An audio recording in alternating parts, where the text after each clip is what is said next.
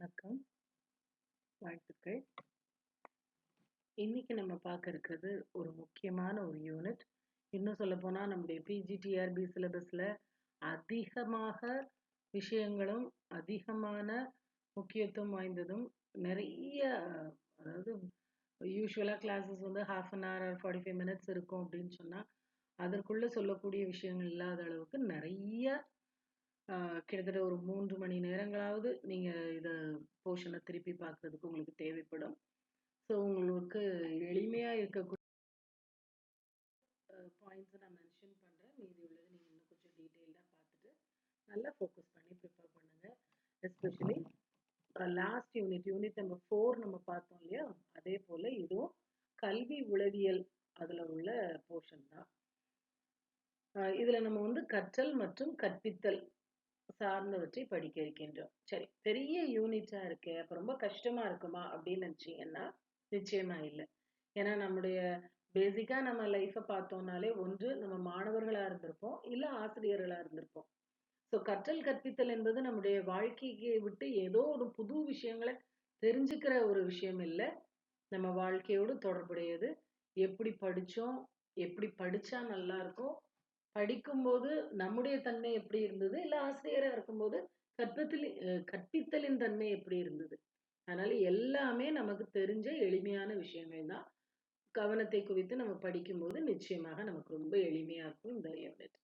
Okay, so first looking into the syllabus, what we are going to learn in this particular unit: learning and teaching, learner, learning process, learning characteristics, factors contributing to learning like biological, psychological, socio-economic and cultural factors, memory, remembering and forgetting, learning curve, then certain paradigms: behaviorism, cognitivism, constructivism, humanism, connectivism, then theories of learning, trial and error given by Thorndike, classical conditioning given by Pavlov, operant conditioning explained by Skinner, insight learning, Wolfgang Kohler, Gestalt theory, and transfer of learning.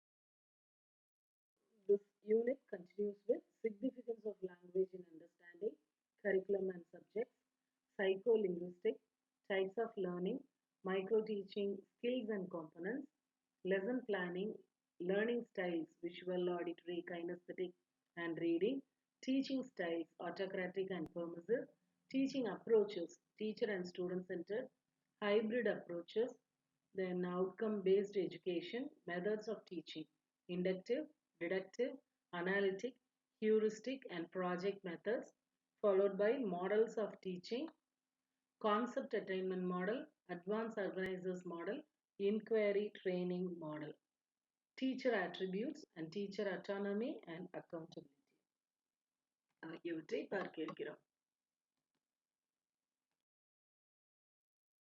Learning process, அதாவது கற்பவர் மற்றும் கற்றல் முறை. முதல்ல கற்றல் என்றால் என்ன? லேர்னிங்கிற வார்த்தை நம்ம அடிக்கடி யூஸ் பண்ணியிருப்போம். Learning is very important, life long learning, in service learning, pre service learning.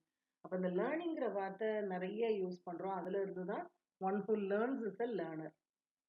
சரி, அப்போ லேர்னிங்னா இது எதை மீன் பண்ணுது? What is learning? கற்றல் என்பது நடத்தை மாற்றம், ஓரளவு நிரந்தரமான, ஒப்பீட்டளவில் நிரந்தரமான நடத்தை மாற்றத்தை கற்றல் என்கிறோம். எந்த சிச்சுவேஷன்லையும் இதை ஞாபகம் வச்சுக்கணும். It's a very important definition. நடத்தை மாற்றமே கற்றல் எனப்படுகிறது. வகுப்பறையில ஆசிரியர் நுழையும் முன் மாணவர்களுக்கு சில விஷயங்கள் தெரியாது இருந்திருக்கும். படம் வரைய தெரியாது, இப்ப வரைய தெரியும். சூத்திரம் தெரியாது, இப்ப தெரியும். இது புரியல, இப்ப புரியுது. அப்ப அந்த இடத்துல கற்றல் நடந்திருக்குன்னு அர்த்தம். அது மாதிரி கற்றல் என்பது புத்தகம் சார்ந்ததா இருக்கணுங்கிறது இல்லை. ஒரு தட்டச்சு கற்றல், சைக்கிள் ஓட்ட கத்துக்கிறது, படம் வரைய கத்துக்கிறது எல்லாமே கற்றல் தான்.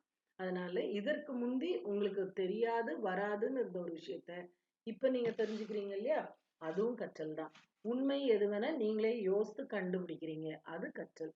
கற்றலுக்கான வாய்ப்புகள் என்னென்ன இருக்கோ எல்லாத்தையும் பயன்படுத்தி உங்கள் நடத்தையில் ஒரு கவனிக்கத்தக்க, குறிப்பிடத்தக்க மாற்றம் நிரந்தரமாக ஏற்படுமானால் அதுவே கற்றல் எனப்படும்.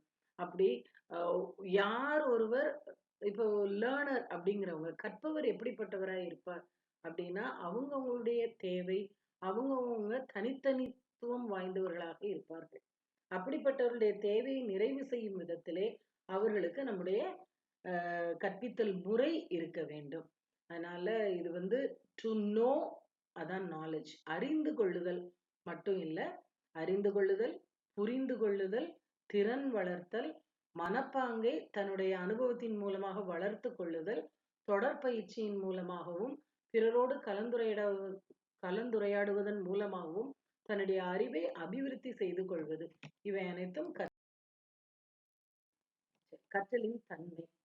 கற்றலின் தன்மை அப்படின்னு பாத்தீங்கன்னா மனிதனுக்கு மட்டுமே சொந்தமானதா கற்றல் இல்லை. அப்ப கற்றல் வந்து யூனிவர்சல், எல்லாருக்குமானது. எப்ப இருந்து கத்துக்கிறோம்? சிறு வயது முதல் கற்றுக்கொள்கிறோம், வளர்ந்த பின்னும் கற்றுக்கொண்டே இருக்கிறோம், ஆயுள் காலம் முழுவதும். So it is continuous and life long. ஒரு நோக்கம் இருந்தா மட்டும்தான் கத்துக்க முடியும்.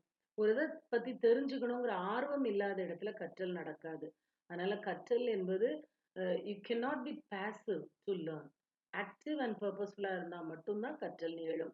அது மாதிரி கற்றல் என்பது தனிநபர் சார்ந்தது. எல்லாருக்கும் 40 மாணவர்கள் நம்முடைய வகுப்புல இருக்கிறாங்கன்னா 40 பேருடைய தேவையும் வேற வேறையா இருக்கும், ஆர்வம் வேற வேறையா இருக்கும், கவன வீச்சு வேற வேறையா இருக்கும். அதனால தனிநபர் சார்ந்து தனியாள் வேறுபாடு போல கற்றலின் தேவையும் வேறுபடும். அதனால அவர்களுக்கு ஏற்ற கற்றல் முறை தேவை. கற்றலை பாதிக்கும் காரணிகள்னு பாத்தீங்கன்னா உடலியல் காரணிகள், மனவெழுச்சி சார்ந்த காரணிகள், சமூகம் மற்றும் கலாச்சார காரணிகள் அதற்கான கற்றலை பாதிக்கின்றன. ஏன்னா சமூகத்துல எந்த கற்றல் மதிப்புடையதா இருக்கிறதோ அதை நம்ம தேடி சென்று மாணவர்கள் படிப்பாங்க. படிக்கும்போது அவர்களுக்கு என்ன தேவையோ அடுத்தடுத்து வர இருக்கின்ற மாற்றங்களை கற்றல்ல நம்ம கொடுக்குறோம். அதனால சோசியோ கல்ச்சுரல் ஃபேக்டர்ஸ். மனசு அமைதியா இருந்தா படிக்க முடியுது. தெளிந்த தாபுலா ராசாங்கிறது தெளிந்த ஒரு சுத்தமான ஒரு ஸ்லேட் மாதிரி மனசு இருக்குது. இப்போ உங்களால நிறைய சிந்திக்க முடியும், நிறைய படிக்க முடியும். அது மாதிரி பயாலஜிக்கல் ஃபேக்டர்ஸ், ஓவர் லேர்னிங், அல்லது நம்மளே நிறைய நேரங்கள்ல அனுபவம் மூலமா நமக்கு தெரிஞ்சிருக்கும். களைப்படைந்து இருக்கும் போதோ, உடல் பலவீனமா இருக்கும் போது, ஏதோ நோயிட்டு இருந்தாலும் நம்முடைய கற்றல் பாதிக்கப்படும். அதுதான் இதுல சொல்றாங்க. அடுத்தது involves reorganisation of experience and behaviour. அப்ப கற்றல்ங்கிறது இது நம்ம போன ஸ்லைட்லயே நம்ம இது பார்த்தோம் இல்லையா, நம்முடைய நடத்தையில ஒரு மாற்றத்தை கொண்டு வரணும். மாற்றம்னா எப்படி இருக்கணும்? அது விரும்பத்தக்க மாற்றமா இருக்கணும். நமக்கு பிடிச்சிருக்கணுமா? இல்லை, சமூகம் ஏற்றுக்கொள்ளக்கூடிய நடத்தை மாற்றம். சமயத்துல என்ன நம்ம எல்லாம் தேவைப்படும் அப்படின்னு சொன்னா ரீலேர்னிங். நம்ம கற்றலை கொஞ்சம் தவறுகள் இருந்தா அதை நீக்கி சரியானதை கற்றுக்கொள்ள வேண்டும். அன்லேர்னிங், தவறானதை நம்ம நோக்கம் இல்லாமல் கத்துக்கிட்டோம் அப்படின்னு சொன்னா அதை விட்டொழிக்க கற்றுக்கொள்ள வேண்டும். அதுதான் நம்ம என்னன்னு சொல்றோம்னா ரீஆர்கனைசேஷன் ஆஃப் எக்ஸ்பீரியன்சஸ். நம்மளுடைய அனுபவ வாயிலாகவும் நாம் கற்றுக்கொள்வதன் மூலமாகவும் இது வந்து சோசியல் லேர்னிங். கற்றல்ல இன்னொரு நபர்கிட்ட இருந்து நம்ம கத்துக்கிறதுங்கிறத வைகாட்ஸ்கி சொல்ற மாதிரி மோர் நாலேஜபிள் அதர். நம்மை விட விஷய ஞானம் உள்ள ஒருத்தர், அது திறன் சார்ந்து இருக்கலாம் அல்லது விஷய ஞானமா இருக்கலாம், உள்ள ஒருவரிடம் கொள்வது வாய்ப்பாக இருக்கும். சரி, இப்ப நம்ம ஒரு வரியில பார்த்தோம் இல்லையா, உடல் சார்ந்த, மனவெழுச்சி சார்ந்த, சமூக பொருளாதாரம் சார்ந்த, கலாச்சாரம் சார்ந்ததாக கற்றல் அமையும். கற்றலை பாதிக்கும் காரணிகளாக இவை அமைந்திருக்கும். நினைவில் இருத்தல், நினைவகம், இந்த மெமரி, ரிமெம்பரிங், இதே போல முக்கியத்துவம் வாய்ந்ததா ஃபர்கெட்டிங். நிறைய பேர் நினைக்கிறாங்க மறதிங்கிறது இல்லாமே இருக்கணும் அப்படின்னு சொல்லிட்டு. உண்மையில சொல்ல போனோம்னா மனித இனத்திற்கான ஒரு வரம் இந்த மறதி. ஏன்னா நடந்த எல்லாத்தையும் மனசுல வச்சுட்டு இருந்தோம்னா சக மனுஷனை பார்க்க முடியாது, பேச முடியாது, இவ்வளவு நிம்மதியா வாழ்க்கை போகாது. அதனால ஃபர்கெட்டிங்கிறதும் நம்முடைய உளவியல் சார்ந்த முக்கியத்துவம் வாய்ந்த ஒண்ணுதான். இன்னொன்னு இயல்பான ஒன்று. நம்ம முயற்சி எடுக்கிறோம், படிக்கிறோம், படிக்கிறத மெமரியில வைக்கிறோம். அது நம்ம எவ்வளவு தனிநபருடைய திறன் சார்ந்து ஒவ்வொருத்தருக்கும் நினைவுல இருத்தல் அப்படிங்கிறது ஒரு குறிப்பிட்ட நேரம் இருக்கும். அதே போல மறக்கிறதுக்கான நியாயமான காரணங்களும் பல இருக்குது. இப்ப நம்ம நினைவில் இருத்தல்ங்கிறோம் இல்லையா, அந்த நினைவகம் எப்படி செயல்படுது அப்படின்னு பார்த்தோம்னா என்கோடிங், ஸ்டோரிங் அண்ட் ரிட்ரைவிங் இன்ஃபர்மேஷன். ஒரு இதை நம்ம நினைவுலன்னா முதல்ல ஒரு அனுபவம் வேணும் நினைவுல வைக்கிறதுக்கு. தினம் எல்லா விஷயத்தையுமா நம்ம ஞாபகம் வச்சுக்கிறோம். இப்போ உதாரணமா காலையில என்ன சாப்பிட்டோம் அப்படின்னு கேட்டா ஒரு 2-3 நாளுக்குள்ள உள்ளது நம்மளுக்கு நினைவு இருக்கும். திடீர்னு ஒரு நாளை சொல்லி நான் கேட்கிறேன் 1979 நவம்பர் 12ஆம் தேதி காலையில என்ன சாப்பிட்டீங்கன்னு கேட்டா ஞாபகம் இருக்காது. அப்போ உங்களுக்கு ஏதோ ஒரு குறிப்பிட்ட அந்த நாள்ல ஒரு விசேஷமா ஏதோ ஒண்ணு நடந்திருக்குன்னு வச்சுக்கோமே. இன்னார் வீட்டு கல்யாணத்துக்கு போனோம். அங்க என்ன சாப்பிட்டோம் அப்படின்னா ஞாபகம் இருக்கும். அப்போ முதல்ல ஒரு அனுபவம் வேணும் நினைவுல வைக்கிறது. அந்த அனுபவத்தை நம்ம வந்து ஒரு இமேஜாவோ அல்லது ஒரு வேர்ட்ஸ்லயோ நம்ம மாத்தி ஸ்டோர் பண்ணிக்கிறோம். இதுக்கு பேர் தான் என்கோடிங். இந்த என்கோடிங் என்ன பண்ணும்? நினைவு பதிவுகளாக நம்ம மூளையில பதிவு பண்ணி வச்சுக்கிடும். எப்படி ஒரு ரெக்கார்டிங் டிவைஸ்ல வாய்ஸ் ரெக்கார்ட் பண்ணா அது அந்த வேவ்ஸ் வந்து கொஞ்சம் கொஞ்சமா ஒரு ஸ்டோரேஜ் டிவைஸ்ல போய் சேருதோ அதே போல நம்ம பிரெயின் வந்து அதை சிக்னல்ஸா மாத்தி ஸ்டோர் பண்ணிக்கிடுது. எப்பப்ப நமக்கு தேவையோ நினைவில் கொண்டு வர நம்ம முயற்சி பண்றோமோ அப்ப எல்லாம் அதை நினைவுக்கு கொண்டு வரும். அதுக்கு பேர் தான் ரிட்ரைவல்னு பேரு. அப்போ இந்த மெமரியில நிறைய டைப்ஸ் இருக்கு. சமயத்துல என்னன்னா sensory memory, muscle memory, immediate memory, photographic memory, short term memory, long term memory. இதுல வந்து முதல்ல சென்சரி மெமரி தான் step by step it goes into the short term memory and goes for long term memory. சில memory பெர்மனண்டா இருக்கும். சில இது அப்படி இல்லை. தேவைக்கு ஏற்ற மாதிரி நம்ம பார்த்துப்போம். அப்ப மெமரியிலுமே நிறைய டைப்ஸ் இருக்கு அப்படிங்கிறதுக்கு இதான் நியாயப்படுத்துது. இப்போ உதாரணமா இப்போ ஒரு சென்னைக்கு நம்ம கிளம்புறோம்னு வச்சுக்கோமே. ரயில்வே ஸ்டேஷன் போறோம். அங்க போயிட்டு ஏறும்போது, "உங்களோட கோச் நம்பர் என்னங்க?" அப்படின்னா, S7, S2, A1 அந்த மாரி நம்ம கோச் நம்பர ஞாபகம் வச்சுக்குவோம், டிக்கெட்ட பார்த்து. சீட் நம்பர் 17 அப்படின்னு ஏதோ ஒரு நம்பர நினைவுல வச்சுட்டு நீங்க போறீங்க. அந்த ட்ரெயின் வந்து அதுல ஏறி குறிப்பிட்ட இடத்துல நீங்க உட்கார்ற வரைக்கும் தான் இந்த தகவல் எல்லாம் நம்ம நினைவுல வச்சிருப்போம். அதுக்கப்புறம் இத காலம் பூரா நம்ம நினைவுல வைக்கணுங்கிறது இல்ல. அதனால இது எல்லாமே ஒரு இம்மீடியட் மெமரி. இப்ப பார்த்தோம். பார்த்தது சென்சரி மெமரி. அது நம்முடைய தேவைக்கு பயன்படுத்தணும், மறந்துரும். ஆனா எல்லா விஷயங்களும் இந்த மாரி நம்மளால இருக்க முடியாது. சில விஷயங்கள் நிரந்தரமா இப்ப நம்ம வந்து சின்ன வயசுல இருந்து படிக்கிறோம் ஸ்பைரல் கரிக்குலம். படிச்சது ஃப்ரம் நோன் டு அன்னோன். தெரிந்தவற்றிலிருந்து தெரியாதவற்றை இணைப்பு படுத்தி நம்ம புதுசு புதுசாக படிச்சுட்டே வரோம் அப்படின்னா, அதெல்லாம் லாங் டெர்ம் மெமரியில நம்ம ஸ்டோர் பண்ணி வச்சிருப்போம். சரி. அப்போ எப்படி நினைவுல வைக்கிறதுங்கிறது முக்கியமோ, அந்த நினைவுல இருந்து நம்ம மீட்டு கொண்டு வர்றதுக்கு 2 அடிப்படை விஷயங்கள் இருக்கு. ஒண்ணு ரீகால், இன்னொன்னு ரெகக்னைஸ். ரீகால்ங்கிறது எப்படின்னா, இப்ப கொஸ்டின்ஸ் வச்சு நான் எக்ஸ்பிளைன் பண்ணேன்னா, ரீகால்ங்கிறது ஃபில் இன் த பிளாங்க்ஸ் மாதிரி. இந்த ஃபில்லிங் த பிளாங்க்ஸ்ங்கிறதுல எப்படி இருக்கும் அப்படின்னு சொன்னா, நம்மளே தான் விடைய தேடி நம்ம நினைவு பதிவுல இருந்து எடுத்துட்டு வரணும். ரெகக்னிஷன்னா மல்டிபிள் சாய்ஸ் கொஸ்டின் மாதிரி. சாத்தியமான விடைகள் இருக்கும். அத பார்த்த உடனே, அட நமக்கு யோசித்தால் நினைவராது கூட, ஆ இதுதான் விடையா இருக்கும் அப்படின்னு தேர்ந்தெடுத்துறோம் இல்லையா? இன்னும் சொல்லப்போனா, அ 2 உங்களோட பள்ளி தோழி ஒருத்திய சந்திக்கிறீங்க. நீங்க பேசிட்டு இருக்கும்போது அவங்க சொல்லுவாங்க, "உனக்கு ஞாபகம் இருக்குதா? நம்மளோட படிச்சாளே தனலட்சுமி அவள அன்னைக்கு பார்த்தேன்னு" ஒரு உதாரணத்துக்கு அவங்க இப்படி சொல்லிட்டு வராங்கன்னு வச்சுக்கோங்க. "யார் அது?" அப்படிங்கிறீங்க. அந்த இப்ப அவங்க சொன்ன அந்த சக தோழியோட முகத்த, நீங்களா நினைவுல கொண்டு வர்றதுக்கு போராடுறீங்க இல்லையா? அப்ப என்ன பார்த்தோம்? உயரமா இருப்பாளே, இப்படி இருப்பான்னு அவங்க சொல்ல சொல்ல நீங்க மனசுல கொண்டு வரீங்க. இது வந்து ரீகால். ரெகக்னிஷன் அப்படின்னு சொல்றது எப்படின்னா, ஏதோ ஒரு சம்பவத்த சொல்லியோ, இல்ல கையில இருக்கிற ஒரு குரூப் ஃபோட்டோல இந்த 3வது வரிசையில 4வதா நிக்கிறாளேன்னு காட்டுறாங்க இல்லையா? இதெல்லாம் ரெகக்னிஷன் டைப். அப்ப இந்த 2 விதமா நம்முடைய கற்றல் நமக்கு நினைவுக்கு திரும்பி கொண்டு வரலாம். இப்ப நினைவுக்கு திரும்பி கொண்டு வர்றது நம்ம சொன்னோம் இல்லையா? ரீகால், ரெகக்னிஷன் இந்த எந்த முறையுமே தோற்று போய் உங்களுக்கு நினைவுல கொண்டு வர முடியலன்னா, அதுதான் மறதி அப்படிங்கிறது. இந்த ஃபர்கெட்டிங்னா என்னன்னா, ஏதோ புது கான்செப்ட் கிடையாது. அதாவது ஒளியற்ற தன்மை தான் இருள். இல்லையா? இதுதான் ஃபேக்ட். அதே போல வெப்பமற்ற சூழல நம்ம குளிர்ச்சின்னு சொல்றோம். அதே போல நினைவில் கொண்டு வர முடியலன்னா, மெமரி இல்லன்னா அது ஃபர்கெட்டிங். இந்த ஃபர்கெட்டிங் ஏன் நிகழுது? நான் சொன்னேன் இல்லையா? இது இயல்பான ஒரு விஷயம். கால ஓட்டத்துல அத திரும்ப திரும்ப நம்ம நினைவுபடுத்திக்கலன்னா, அது அப்படியே கொஞ்சம் கொஞ்சமா எப்படி இந்த ஒரு காலடி தடத்த நம்ம வந்து கடற்கரையில பார்க்குறோம், பளிச்சுன்னு தெரியும். நேரம் ஆக ஆக காத்தடிக்குது, மணல் அள்ளி போடுது, அலை அடிக்குது. அது அப்படியே அழிஞ்சு போயிருது இல்லையா? அதே போல தான் நம்ம நினைவுல வச்சிருந்தோம். Fading over time. இதுக்கு டிகே தியரின்னு பேரு. இன்டர்ஃபெரன்ஸ் தியரிங்கிறது என்னன்னா, ஒரே நேரத்துல 2, 3 பேர் பேசுனா, "இல்ல, இல்ல கொஞ்சம் இருங்க எனக்கு தெளிவா கேட்கல." அப்படி நம்ம சொல்லுவோமா? இல்லையா? அதே போல தான். நம்ம ஏற்கனவே ஒண்ணு படிச்சிருக்கோம், நினைவுல வச்சிருக்கோம். புதுசா ஒண்ணு படிக்கிறோம். இதுவும் அதுவும் சேர்ந்து நம்மளுக்கு குழம்பி போயிருது. அதனால அ இதுக்கு அடுத்து வேற, வேற, வேற நம்மளுக்கு வந்துட்டே இருக்கும்போது, நம்மளால நினைவுல வைக்கிறதுல குறுக்கீடுகள் இருக்கு. இந்த குறுக்கீடுகள்லயுமே 2 விதமா இருக்கலாம். ரெட்ரோஆக்டிவ், ப்ரோஆக்டிவ்னு பேரு. ரிட்ரோ ஆக்டிவ் அப்படின்னா என்ன அர்த்தம்னா, ரெண்டாவது நம்ம படிச்சது வந்து முதல்ல படிச்சதை மறக்க வச்சிரும். அது வந்து ரிட்ரோ ஆக்டிவ்.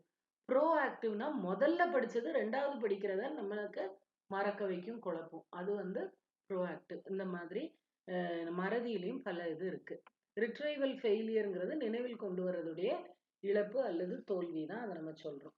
சரி, இது வந்து கற்றல்ல நம்ம மாணவர்களுக்கு நம்ம பொதுவா என்ன நினைக்கிறோம், நினைவுல இருத்தினாதான் அடுத்து அவங்க படிக்கிறதுக்கு வசதியா இருக்கும்னு நினைக்கிறோம். அதுக்கு சில பல செய்முறைகள் இருக்கு. நினைவாற்றலை அல்லது நினைவகத்தை வளப்படுத்துவதற்கான வழிமுறைகள் இருக்கு. அத மாணவர்கள்ட்ட நம்ம சொல்லலாம். அது குறிப்பிட்ட கவன வீச்சு நல்ல தீவிரமா இருக்கக்கூடிய காலங்கள். அதனால தொடர்ந்து பிள்ளைகள் படிச்சாங்கன்னா ஒரு சிறு இடைவெளி விட்டு அவங்களுக்கு அந்த என்ன படிச்சோம் அப்படிங்கிறத ஒரு குறிப்பா எழுதுறதோ, நினைவுல கொண்டு வர்றதோ, சொல்லி பார்த்துக்கிடுறதோ, யார்கிட்டயாவது ஒப்பிக்கிறதோ, நம்ம படிச்சத நினைவுல வைக்கிறதுக்கு ரொம்ப யூஸ்ஃபுல்லா இருக்கும். அது மாதிரி ரெப்படிஷன், திரும்ப கூறுதல். நிமோனிக்ஸ்ங்கிறது எப்படின்னா, எளிய குறிப்புகள் அல்லது குறியீடுகள் மூலம் நினைவில் இருத்திக் கொள்ளுதல். அதான் நிமோனிக்ஸ். உதாரணமா இப்ப பார்த்தீங்கன்னா, வானவில்லின் 7 நிறங்கள். வானவில்லின் 7 நிறங்கள் அப்படின்னா, திரும்ப திரும்ப திரும்ப வயலட், இண்டிகோ, ப்ளூ, கிரீன் ஏதோ மறந்த மாதிரி நமக்கு தோணும். விப்ஜிஆர் அப்படின்னு நினைவு வச்சுட்டு, விப்ஜிஆர்னு எழுதிக்கிட்டு, V, violet, indigo, blue, green இப்படி படிக்கணும்னா ஈஸியா இருக்கும்னு சொல்லுவோம் இல்லையா? இந்த மாதிரி எண்ணிறந்த எக்ஸாம்பிள்ஸ் நம்மளால கொடுக்க முடியும். இந்த மாதிரி சில குறிப்புகள் அல்லது குறியீடுகளின் மூலமாக நம்முடைய நினைவகத்தை வளப்படுத்துவதற்கு தான் இந்த நிமோனிக்ஸ்னு பேரு. M kept silent. அடுத்தது மீனிங்ஃபுல் லேர்னிங், பொருளறிந்து கற்றல். கற்றல்ல வந்து ரோட் லேர்னிங்னு ஒன்று இருக்கு. ரோட்னா WROTE இல்ல ROTE. பொருளற்று கற்றல். சின்ன வயசுல ரைம்ஸ் எல்லாம் படிச்சிருப்போம், அர்த்தம் தெரிஞ்சு படிக்கல. அந்த இதமான இசை ரிதம் இதுக்காக படிச்சிருப்போம். அந்த மாதிரி பொருளற்று கற்றுக்கொள்ளும் போது மறந்துடும், அது நினைவுல இருக்காது. ஆனா பொருள் புரிந்து படிச்சோம்னா அது கண்டிப்பா நினைவுல இருக்கும். அதனாலதான் ஒரு செய்யுளோ இல்ல போயம் நம்ம படிக்கிறோம் அப்படின்னு சொன்னா கண்டிப்பா என்னன்னா முதல்ல ஹார்ட் வேர்ட்ஸை விளக்கிட்டு இந்த குறிப்பிட்ட ஒரு பாடலை நம்ம கற்றுக்கொள்வதற்கு செய்யுளை படிக்கிறதுல உள்ள மொழி வளம் என்ன, கருத்து வளம் என்ன, இதெல்லாம் புரிய வச்சுட்டோம்னா அது மறக்காது. இன்னொன்னு கற்றலை மீள்பார்வை, மீண்டும் மீண்டும் திருப்பி கற்றுக்கொள்ள முடியும். சரி, கற்றலை வந்து இப்ப நம்ம சொல்றோம்ல, இது எல்லார் வாழ்க்கையிலும் இந்த அனுபவம் இருந்திருக்கும். இந்த கற்றல் அனுபவத்தை ஒரு வரைபடத்தின் மூலமாக நான் வளர்க்குறேன்னு வச்சுக்கோங்க. ஒரு கிராஃப்ல நமக்கு தெரியும் ஒரு எக்ஸ் ஆக்சிஸ் ஒய் ஆக்சிஸ் இருக்கும். எக்ஸ் ஆக்சிஸ்ல நேரத்தையும், ஒய் ஆக்சிஸ்ல நம்முடைய கற்றல் திறன் எந்த அளவு படிச்சிருக்கோம் அப்படிங்கிறதையும் நம்ம இருத்தி வச்சு யோசிச்சோம்னா ஒரு கற்றல் வளைகோடு வரைஞ்சிடலாம். இந்த கற்றல் வளைகோடு வந்து எப்படின்னா, நேர ஆக ஆக கற்றல் ஒரே சீரா இருக்குமா அப்படின்னு சொன்னா இருக்காது. அப்ப அது நேர்கோடாக இருக்கவே இருக்காது. யாராலையும் முதல் பக்கத்தை படிச்சா அதே வேகத்துல தொடர்ச்சியா படிச்சுட்டே இருக்க முடியாது. அதனால இந்த நேர்கோடாக அது அமையாது, வளைகோடா மட்டும்தான் இருக்கும். அப்ப கற்றல் வளைகோடுகள்ல வேற வேற வேற மாடல்கள் இருக்கு. ஒண்ணு என்ன அப்படின்னு சொன்னா, போக போக அதிகரிச்சுக்கிட்டே வருது, அது increasing returns or acceleration curve. நேர்மறை கற்றல் வளைகோடு அதிகரிச்சுக்கிட்டே வருது.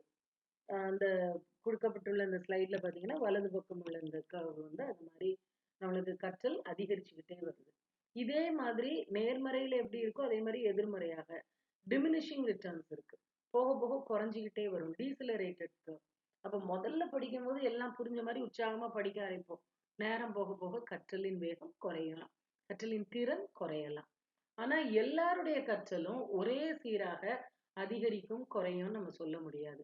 அது ஒரு சிக்மாய்டு கர்வ் அல்லது எஸ் கர்வ் என்ற வடிவத்துல இருக்கும்.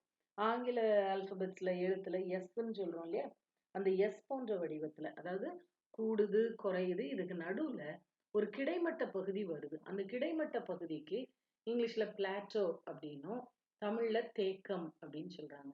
அப்ப இந்த கற்றல்ல தேக்க நிலை அப்படின்னா இது கிட்டத்தட்ட ஒரு ஓடுற தண்ணி ஒரு பள்ளத்துல கொஞ்ச நேரம் தேங்கி நிக்கிற மாதிரிதான் இது. அந்த நேரத்துல கற்றல் பெரிதும் நிகழாது. சமயத்துல நம்ம அந்த மாதிரி ஒரு எக்ஸ்பீரியன்ஸ் இருக்கும் இல்லையா, ஒரு பக்கத்தை அரை மணி நேரமா வச்சுட்டு இருப்போம், அதுல என்ன படிச்சோம் அதுல என்ன கொடுத்துருக்குங்கிறது நம்மளுக்கு உள்ளே இருக்காது. அப்படி நேரங்கள்ல இதுதான் தேக்கம். ஸோ இது ஏதோ நம்மளுக்கு புது விஷயம்லாம் கிடையாது, எல்லாரும் அனுபவிக்கக்கூடிய இயல்பான ஒரு விஷயம். இந்த கற்றலின் தேக்கம் ஏன் ஏற்படுது? ஒண்ணு ஓவர் லேர்னிங். ஏகப்பட்ட கருத்துக்களை ஒரே நேரத்துல கொடுத்துட்டே இருக்கும்போது கற்றலில் தேக்கம் வரும். உடல்நல சரியில்லை, களைக்குது, நிறைய பார்த்துட்டே இருக்கோம். அதிகமா படிச்சுட்டோங்கும் போது ஒரு சின்ன கேப் தேவை. இந்த நேரத்துல எல்லாம் நமக்கு கற்றலில் தேக்க நிலை ஏற்படலாம். அப்ப இதுக்கான காரணிகள் என்னென்னு நம்ம சிந்திக்க பழகிட்டோம்னா தேக்கத்தை யோசிக்க முடியும். அப்ப இந்த கற்றலை பற்றி பல்வேறு விதமான கோட்பாடுகளை பல்வேறு உளவியல் சிந்தனையாளர்கள் சொல்லியிருக்காங்க. நடத்தையியல் என்ன சொல்லுது அப்படின்னா, எது அளவிடக்கூடியதாகவும் பிறரால் உற்று நோக்கக்கூடியதாகவும் அமைந்திருக்கிறதோ அத்தகைய நடத்தை மாற்றத்தை வலுவூட்டலின் மூலமாக நீங்க சாத்தியமாக்குனா அதுதான் கற்றல் அப்படின்னு சொல்லுது. அப்ப இந்த பிஹேவியரிசம், அதாவது நடத்தையியல் என்ன சொல்லுது அப்படிங்கிறதுல பாவ்லோ, ஸ்கின்னர், தாண்டைக் இவங்கெல்லாம் சொல்லியிருக்காங்க. இது நம்ம படிச்சிருப்போம். பாவ்லோ வந்து கிளாசிக்கல் கண்டிஷனிங் அப்படிங்கிற கோட்பாடு சொல்றாரு. கிளாசிக்கல் கண்டிஷனிங்னா என்னது? இப்ப கண்டிஷனிங்னா என்னது? நார்மலா ரொம்ப கண்டிஷன் போடுறாங்க இந்த இடத்துல அப்படிம்போம். கண்டிஷன்னா இப்படிதான் இருக்கணும் அப்படி சொல்றதுதானே கண்டிஷன். அதேதான் அதுவும். நம்ம நினைச்சத இயல்பான ஒரு விஷயத்துல நம்ம நினைச்ச மாதிரி செய்ய வைக்கிறது தான் கண்டிஷனிங். பாவ்லோ ஒரு எக்ஸ்பெரிமெண்ட் பண்ணாரு. அந்த எக்ஸ்பெரிமெண்ட்ல என்னன்னா, பசியோடு உள்ள ஒரு நாயை ஒரு இதுல கட்டி வச்சு அதோடைய உமிழ்நீர் சுரப்ப அளவிடக்கூடிய ஒரு அமைப்பை செட் பண்ணி வச்சிருந்தாரு. உமிழ்நீர் சுரப்புன்னு ஏன் எடுத்தாரு அப்படின்னா, நாய்க்கு வந்து பிரதானமான வாழ்க்கை இது தேடல் என்னவா இருக்கும்னா உணவு. பசித்த நாய்க்கு உணவு. ஓகே. அப்ப உணவை கண்டதும் நாய்க்கு வந்து உமிழ்நீர் சுரக்கும். இதை அளந்து பார்க்கிறது. இதுதான் அவருடைய நோக்கம். இது பயாலஜிக்கல் எக்ஸ்பெரிமெண்ட். ஆனா இது எப்படி அவர் உளவியல் சார்ந்ததா மாத்துறாரு அப்படின்னா, ஒவ்வொரு முறை உணவு கொடுக்கப்படும் போதும் அந்த நாய்க்கு வந்து ஒரு மணிச்சத்தம் கேட்கிற மாதிரி செட் பண்ணி வைக்கிறார். அப்போ உணவை கண்டதும் எச்சில் ஊறுதல் இயல்பான ஒரு விஷயம். மணிச்சத்தம் ஒவ்வொரு முறையும் கேட்டது. இப்ப உணவே நீங்க கொடுக்கல, மணிச்சத்தத்தை கேட்ட உடனே நாய்க்கு எச்சில் ஊறுச்சு. அப்போ மணிச்சத்தத்துக்கு எச்சில் ஊறுதல்ங்கிறது இயல்பான விஷயம் கிடையாது. ஆனா அப்படி வரணும்னு நான் ஆசைப்பட்டேன், நினைச்சதை நான் இப்ப செஞ்சு காட்டிட்டேன். இந்த மாதிரி உள்ளதுதான் கிளாசிக்கல் கண்டிஷனிங். இதை கொடுத்தது பாவ்லோ. அதனால ஆக்கநிலை இருத்தம் அப்படின்னு படிச்சிருக்கோம். இந்த ஆக்கநிலை இருத்த கோட்பாடு ஸ்கின்னர் கொடுத்தது B.F. ஸ்கின்னருடைய கோட்பாட்டின்படி அவர் என்ன சொல்றாரு அப்படின்னா, ஆப்பரண்ட் கண்டிஷனிங். முதல்ல செயல், அந்த செயலுக்கேற்ற விளைவு, அதுதான் வலுவூட்டுதல். அவங்களுக்கு கிடைக்கிற ரீஇன்ஃபோர்ஸ்மெண்ட். அந்த ரீஇன்ஃபோர்ஸ்மெண்ட் எப்பப்பெல்லாம் நம்மளுக்கு ஒரு பலன் கிடைக்குதோ அப்ப அதை திரும்ப திரும்ப செய்யறதுக்கு நம்ம தூண்டுது அப்படின்னு சொல்றாரு. இப்போ உதாரணமா எடுத்துக்கிட்டோம் அப்படின்னு சொன்னா, உணவை தேடுதல்ங்கிறது இயல்பான ஒரு விஷயம் அனிமல்ஸ்க்கு. ஒரு புறாவுக்கு ஒரு கோதுமை மணி கிடைக்கிற மாதிரி ஒரு செட்டப் பண்ணி வைக்கிறாரு. ஒரு அறை முழுவதும் மெட்டல் தகடுகளை கீழே பதிச்சிருக்காரு. 8 என்ற வடிவத்துல உள்ள அந்த தகடுகள்ல மட்டும் புறா போய் நிற்கும் போதெல்லாம் அந்த இதுல ஒரு கோதுமை மணி விழுற மாதிரி ஒரு செட்டப் இருக்கு. இப்போ அந்த புறா என்ன செய்யும்? எல்லா இடத்துக்கும் நம்ம போனா நம்மளுக்கு உணவு கிடைக்க போறது இல்லை. அப்ப பசித்திருக்கும் புறாவுக்கு எந்த இடத்துல ஒரு கோதுமை மணி கிடைக்குதோ அந்த வடிவத்தை பின்பற்றி நடக்க ஆரம்பிக்குது. 8 நடைப்பயிற்சின்னு நமக்கு சொல்லுவாங்க இல்லையா? மனிதர்களுக்கே அந்த வடிவத்துல நடந்தா இல்ல 8 போடணும். அப்பதான் நீ நல்ல கில்லாடி டிரைவர்னு சொல்றாங்க. லைசன்ஸ் கொடுக்குறாங்க. அப்ப அந்த வடிவம் சிரமமானதுன்னு நினைக்கிறோம். ஒரு பிஜியனை, ஒரு புறாவை நீங்க நினைச்சா அந்த வடிவத்துல நடக்க வைக்க முடியும். பலன் கிடைக்கும் போது. அப்ப முதல்ல அது நடக்கணும். அப்பதான் அதுக்கு என்ன கிடைக்கும்? மணி கிடைக்கும். அப்ப இது வந்து என்னது? ரீஇன்ஃபோர்ஸ்மெண்ட். முதல்ல செயல், அப்புறம் அதுக்கான பலன். அதனால அது ஆப்பரண்ட் கண்டிஷனிங். செயல்படு ஆக்கநிலை இருத்தம் அப்படின்னு சொல்றாரு. இதே போல நடத்தை சார்ந்த ஒரு கற்றல் முறையை விளக்குனது தாண்டைக். தாண்டைக்குடைய கோட்பாடு என்ன அப்படின்னா, ட்ரையல் அண்ட் எரர் லேர்னிங். பேர்லயே நமக்கான பதில் இருக்கு. முயன்று தவறி கற்றல். சைக்கிள் ஓட்டும் போது விழுறோம், தவறுகளை புரிஞ்சுக்கிடுறோம். சரியக்கூடாது, சாயக்கூடாது, நெளியக்கூடாது, இப்படி போனா சரியா வரும். அப்ப தவறான நடவடிக்கைகளை குறைச்சிக்கிட்டே வரோம், சரியானவற்றை நம்ம நிலைநிறுத்திக்கிறோம். அதன் மூலமாக கற்றல் நிகழ்கிறது. இது தாண்டைக்குடைய கோட்பாடு. காக்னிட்டிவிசம், அறிவுப்புலம் சார் கற்றல். இந்த அறிவுப்புலம் சார் கற்றல்ங்கிறது எப்படின்னா, ஒவ்வொரு மனிதனுடைய அறிவு வளர்ச்சியும் படிநிலைகளாக அமைந்திருக்கும். இது நம்ம growth and development பார்த்தோம் இல்லையா? அந்த யூனிட்லயே இதை நம்ம படிச்சோம். பியாஜே என்ன சொல்றாரு, ப்ரூனர் என்ன சொல்றாரு, எனாக்டிவ், சிம்பாலிக், எனாக்டிவ், ஐகானிக், சிம்பாலிக் இந்த வருஷப்படி ஒவ்வொருத்தருடைய அறிவு வளர்ச்சி இருக்கும், எப்படி படிநிலைகளா ஒரு இது முடிச்சாதான் அடுத்த நிலைக்கு போகும் அப்படின்லாம் சொல்லி சொன்னார் இல்லையா?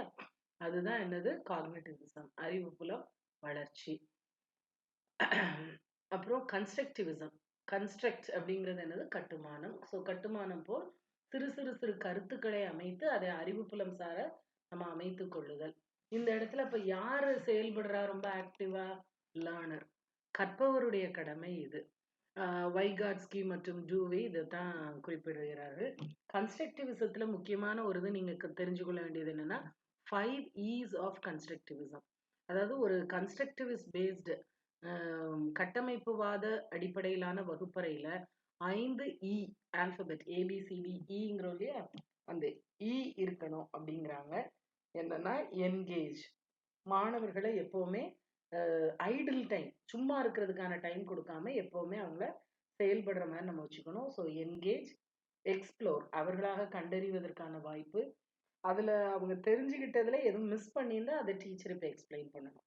ஸோ அடுத்து எக்ஸ்பிளைன், அதுக்கப்புறம் எலாபரேட் விரித்துரைத்தல், அடுத்தது இவாலுவேட் சரியா தான் புரிஞ்சிருக்காங்களா தப்பா இருக்குதாங்கிறத கண்டறிஞ்சு தவறை நீக்கி சரியா சொல்லி கொடுக்கணும். இது பேர் தான் 5 E ஆஃப் கன்ஸ்ட்ரக்டிவிசம். எதெல்லாம்? Engage, explore, explain, elaborate, evaluate. All the words start with an E, அதனால 5E. ஹியூமனிசம், மனிதநேய கொள்கை. இந்த கோட்பாடு மாஸ்லோ வலியுறுத்தி சொல்றாரு. இதையுமே நம்ம ஏற்கனவே பார்த்தோம். செல்ஃப் ஆக்சுவலைசேஷன், ஃப்ரீ வில், அதெல்லாம் பத்தி பார்த்தோம் இல்லையா? அந்த செல்ஃப் ஆக்சுவலைசேஷன் அதை தான் இது மெயினா சொல்லுது. ஸோ முழுமையான ஒரு வளர்ச்சி இருக்கிறத பத்தி கனெக்டிவிசம். கனெக்டிவிசம் என்னன்னா ஒரு இது சார்ந்து பல்வேறு புதிய தகவல்களோடு இணைத்து கற்றல். சரி, இப்ப நம்ம பார்த்த இந்த கல்வியல் கோட்பாடுகள் எல்லாமே கற்றல்ல எப்படி பயன்படுது? அதாவது தாண்டைக்குடைய முயன்று தவறி கற்றல் சில கற்றல் விதிகளை நமக்கு எடுத்துருது. என்ன சொல்லுது? நான் இப்ப பாவ்லோவ் இதை எக்ஸ்பிளைன் பண்ணும்போதும் சரி, ஆப்பரண்ட் கண்டிஷனிங் சொல்லும் போதும் சரி, பசித்திருக்கும் நாய், பசித்திருக்கும் புறா, பசித்திருக்கும்னு சொன்னேன். அப்ப அந்த பசித்திருக்கும்ங்கிறது என்னது? இப்போ உணவு கிடைக்குதுங்கிறதுக்காக ஒரு செயலை செய்யணும்னா பசிங்கிற ஒரு தூண்டல் இருந்தாதான் அது இதை செய்யும். பசிக்கல அப்படிங்கும்போது ஆசைக்கு உணவு தேடாது மிருகங்கள் இல்லையா? அதனால அதை செயல்பட வைக்க முடியாது. அப்போ ஒரு செயல் நடக்கணும் அப்படின்னு சொன்னா அதுக்கு பசிக்கணும். இந்த பசித்திருக்கும் அப்படிங்கிறதுலோட முக்கியத்துவம் என்ன அப்படின்னு சொன்னா, மாணவர்கள் learning R teaching process will be utter failure if you cannot place your students in the receiving end. பெற்றுக்கொள்ளணும்னு மோட்டிவேஷன் ஆகி ஊக்கத்தோடு மாணவர்கள் காத்திருக்கும் போதுதான் அந்த இடத்துல நம்மளால கற்றல் கற்பித்தல் வெற்றிகரமாக நிகழும். அப்ப லா ஆஃப் ரெடினஸ், கற்றுக்கொள்ளணுங்கிற ஆர்வம் எனக்கு வேணும். நீங்க குதிரையை இழுத்துட்டு போய் தண்ணிக்குள்ள வாய வச்சாலும் ஒரு மடக்கு முழுங்கணுங்கிறது அந்த குதிரையோட விருப்பம் தான். அதே போல எவ்வளவு விஷயங்களை நீங்க மாணவர்கிட்ட கொடுத்து கண்டிப்பாகவும் அன்பாகவும் நீங்க சொல்லி கொடுத்தாலும் எந்த வழிமுறையும் ஜெயிக்காது. மாணவர் படிப்பதற்கு ரெடியா இருக்கணும். இதை தாண்டக்கூடிய விதி law of readiness, law of exercise. மறுபடி மறுபடி மறுபடி நம்ம சொல்றதன் மூலமா யாரையும் படிக்க வச்சிடலாம். ஸ்லோ லேர்னரா இருந்தா கூட learning in their own pace, அவரவருக்கு உள்ள வேகத்துல அவங்கள படிக்க வைக்கலாம். லா ஆஃப் எஃபெக்ட், கற்பது எப்ப நம்ம படிப்போம்? இட் மஸ்ட் பி பர்பஸ்ஃபுல்னு முதல்லயே பார்த்தோம் இல்லையா? அதே போல அதோடைய விளைவு விதி, விளைவு ஏதோ இருக்கணும் உங்களுக்கு, மதிப்பெண்ணாகவோ ஏதோ ஒரு வகையில இல்ல மனநிறைவை தரக்கூடியதாகவோ ஒரு விளைவு இருந்தா கண்டிப்பா கற்றல் நிகழும். கிளாசிக்கல் கண்டிஷனிங்கிறது நம்ம இப்ப சொன்ன stimulus and response. Operand conditioning, அதுல ரொம்ப முக்கியமானது ரீஇன்ஃபோர்ஸ்மெண்ட். இன்சைட் லேர்னிங் பை கோலர், அது என்னன்னா உள் ஒளி கற்றல். உள் ஒளி கற்றல்னா திடீர்னு ஒரு விடை நமக்கு ஞாபகம், இந்த கார்ட்டூன்ஸ்ல எல்லாம் பார்ப்போம்ல, யோசிப்பாங்க அப்படி ஒரு பல்ப் எரியுமே, அந்த மாதிரி. That is what you call as an aha realisation. So that ஒரு பிரச்சனை, அந்த பிரச்சனையை பேசிட்டே இருக்கிற வரைக்கும் தீர்வு தெரியாது. கொஞ்ச நேரம் இன்குபேஷன், அமைதியா இந்த ஸ்டேஜ்ல அப்படியே விடுறோம். அப்ப உள்ளுக்குள்ளேயே எப்படி தன்னுடைய வளர்ச்சிய, ஒரு புழுவா இருக்கிறது பியூப்பா ஸ்டேஜ், உள்ளேயே அமைதியா இருந்து அது ஒரு மாறுபாடு அடைந்து பியூப்பாவில இருந்து வெளியில வரும்போது பட்டுப்புழுல அந்த கூட்டுப்புழு நிலையை தாண்டி வரும்போது ஒரு அழகான வண்ணத்து பூச்சியா வருது இல்லையா? அதே போல பட்டுப்புழு இல்ல, கூட்டுப்புழு. அதே மாதிரி ஒரு இன்குபேஷன் பீரியட், அப்படியே வளர்ச்சிக்கான ஒரு பருவம். உள்ளுக்குள்ளேயே அந்த பிரச்சனை நம்ம யோசிக்கும் போது எல்லாவற்றையும் கருத்தில் கொண்டு ஒரு அழகான ஒரு முடிவு நமக்கு தோணும். இது சரியா இருக்கும். அதுக்கு பெரிய விளக்கங்கள் நம்மளால கொடுக்க முடியாது. அது பேர் தான் இன்ட்யூஷன்ங்கிறாங்க. அந்த இன்ட்யூஷன் அல்லது இன்சைட் தான் இன்சைட் லேர்னிங், உள்ளொளி கற்றல். இது எதன் அடிப்படையில் அமைந்திருக்குன்னா ஜெஸ்டால் தியரி அடிப்படையில இருக்கு. முழுமை ஒருங்கமைக்கப்பட்ட அமைந்திருக்கிறது. சரி, அடுத்தது கற்றல் அல்லது பயிற்சி மாற்றம். அதுதான் பயிற்சிங்கிறது. இந்த கற்றல் மாற்றம் அப்படிங்கிறது என்ன அப்படின்னு சொன்னா, ஒரு விஷயத்துல நம்ம கத்துக்கொண்ட ஒரு விஷயம் இன்னொரு இதுல உங்களுக்கு உங்களை அறியாமலோ இல்ல திட்டமிட்டோ உங்களுடைய விருப்பப்படியோ அதை இன்னொன்னுல அது தன்னுடைய கற்றலை பயன்படுத்தினீங்கன்னா அந்த அப்ளிகேஷன் அதுதான் என்னது டிரான்ஸ்ஃபர் ஆஃப் லேர்னிங். இப்போ உதாரணமா சொன்னீங்கன்னா டைப்ரைட்டிங் 10th படிச்ச உடனே நீங்க ஒரு 2 மாசம் டைப்ரைட்டிங் படிச்சீங்கன்னு வச்சுக்கோங்க. இப்ப நம்பர் எல்லாம் இந்த QWERTY கீபோர்ட்ல ASDFலாம் நல்லா வேக வேகமா அடிச்சு பழகிட்டீங்க. இப்ப நீங்க கம்ப்யூட்டர்ல ஒரு மாடியூல் தயாரிக்கிறீங்க. மத்தவங்கள விட நீங்க வேகமா டைப் பண்ணுவீங்க. அப்ப எப்படி இவ்ளோ வேகமா நீங்க கம்ப்யூட்டர் கத்துக்கிட்டீங்க அப்படின்னா, நான் ஒரு 6 வருஷத்துக்கு முன்னால டைப்ரைட்டிங் படிச்சேங்க அப்படிங்கிறீங்க. அப்போ உங்களுடைய அப்ப நீங்க படிச்சது அந்த கற்றல் இப்ப உள்ள கற்றலுக்கு உதவியா இருக்கு. இதுக்கு பாசிட்டிவ் டிரான்ஸ்ஃபர், நேர்மறை கற்றல் மாற்றம்னு பேரு. நெகட்டிவ் டிரான்ஸ்ஃபர், இப்ப நீங்க வந்து ஒரு 2 வீலர் ஓட்டி பழகியிருக்கீங்க. அது ஓட்டும்போது உங்களுக்கு பிரேக் கையில இருந்திருக்கு. அதாவது இல்ல கியர் இந்த மாரி கையில இருந்தது வலப்பக்கம், இடப்பக்கம் இருக்கிறத மாத்தி வந்த புது வண்டி நீங்க வாங்கும்போது, இல்ல கட்டுப்பாடு கையில இருந்தது இப்ப கால்ல இருக்கணும் அப்படிங்கும்போது, எதிர திடீர்னு ஏதோ ஒண்ணு வந்துட்டுனா கைய தான் என்ன செய்ய நமக்கு தேடும். டக்குன்னு கால் இயக்கம் நமக்கு வராது. அப்ப ஏற்கனவே நம்ம பயிற்சி பெற்றிருந்த ஒரு விஷயம், இப்ப படிக்கும்போது நம்மளுக்கு இடையூறாக இருக்குது. அப்படி இருந்ததுன்னா, previous learning interferes. That is called as negative transfer of learning. அடுத்து ஜீரோ ட்ரான்ஸ்ஃபர். சமயத்துல அது உதவவும் செய்யாது முந்தி படிச்சது, இடையூறாவும் இருக்காது. உதாரணமா, நல்லா பாடக்கூடிய ஒரு பிள்ளை, நல்லா சமைப்பாளான்னு கேட்டா, இதுக்கும் அதுக்கும் என்னங்க சம்மந்தம்? எதுவுமே இல்லங்கிறோம். அது பூஜ்ய கற்றல் மாற்றம் அல்லது சுழிய கற்றல் மாற்றம். அப்ப இது எதுக்கு நம்ம தெரிஞ்சுக்கணும் அப்படின்னு சொன்னா, நம்முடைய வாழ்க்கை அனுபவங்களோடு இணைத்து ஒன்றுக்கொன்று தொடர்புடையதாய் இருந்தால்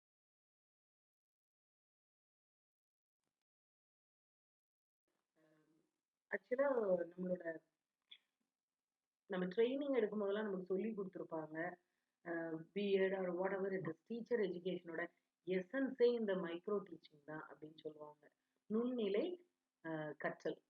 இந்த நுண்ணிலை கற்பித்தல்ல என்ன நமக்கு முக்கியமான விஷயம் அப்படின்னு சொன்னா, நம்ம வகுப்பறையில பல்வேறு திறன்கள் தேவைப்படும். போர்ட பார்த்தே நம்ம எழுதிட்டு இருந்தோம்னா, பிள்ளைகள் வந்து அங்க சும்மா உட்கார்ந்துருக்கவங்க வகுப்பறையில கவனம் சிதறிடும். அப்ப மாணவர்களுக்கு எப்பவுமே நம்ம கேள்வி கேட்டுட்டே இருந்தோம்னா, ஆசிரியர் என்பவர் கேள்வியா கேட்பாங்க. மாணவன்னா பதிலா சொல்லணும்னா, மாணவர்களுக்கு படிப்பு மேல ஒரு பயம் வந்துரும். அப்போ நேரடியா நம்ம போய் பாடத்த தொடங்கலாமா? கூடாது. முதல்ல வகுப்புல பாடத்த அறிமுகம் செய்யணும். மாணவர்கள ஊக்கப்படுத்தணும். கருத்துக்கள சொல்றோம்னா, விளக்கம் குடுக்குறது எவ்வளவு முக்கியமோ, உதாரணம் தர்றது அவ்வளோ முக்கியம். இப்ப நான் சொன்ன பல திறன்களும் வகுப்பறையில நம்ம செயல்படுத்துவோம். அனுபவ வாயிலா பார்த்திருப்போம். அதோட முக்கியத்துவம் நமக்கு தெரியும். ஆனா, இளம் ஆசிரியரா வர்ற ஒருத்தவங்க, திடீர்னு போய் இது இத்தனையும் ஒண்ணா செய்யுன்னு சொன்னா அவங்களுக்கு வருமா? வராது. அப்படிதானே?